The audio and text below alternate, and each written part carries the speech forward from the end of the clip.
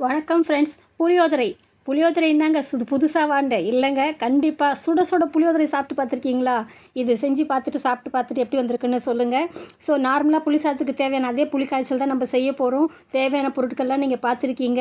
So இப்போ இதெல்லாம் ready பண்ணி வச்சதுக்கப்புறம் கடாயில் எண்ணெய் போட்டுட்டு எண்ணெய் பொரிஞ்சு வந்ததுக்கப்புறம் கடலைப்பருப்பு போட்டு அது பாதி ரோஸ்ட் ஆகும்போது வறுத்து வச்ச வேர்க்கடலையை போட்டு ரெண்டுமே சீராக ரோஸ்ட் பண்ணிடணுங்க.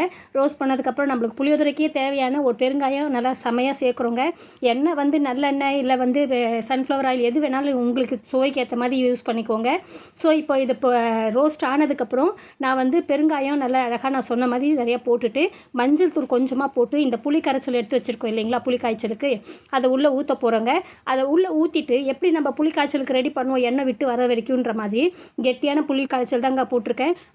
அந்த சாறு போட்டதுக்கப்புறம் தேவையான அளவுக்கு அதில் உப்பு சேர்த்துட்டு இது கொதி எண்ணெய் விட்டு வரும்போது நம்ம சூடாக வடித்து வச்சுருக்க சாதம் அதை இதில் போட்டு சரிசமமாக சீராக கலர போகிறோங்க. நான் ஏற்கனவே சாதத்தில் உப்பு போட்டு தான் வடிச்சிருக்கேன்.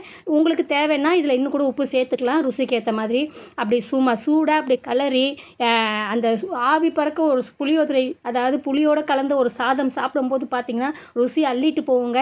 நீங்களும் செஞ்சு பார்த்துட்டு எப்படி வந்திருக்குன்னு சொல்லுங்கள். ஸோ மீண்டும் ஒரு புது ரெசிபியோடு சந்திக்கிறேன். Until then bye from Rajmathi. நன்றி, வணக்கம்.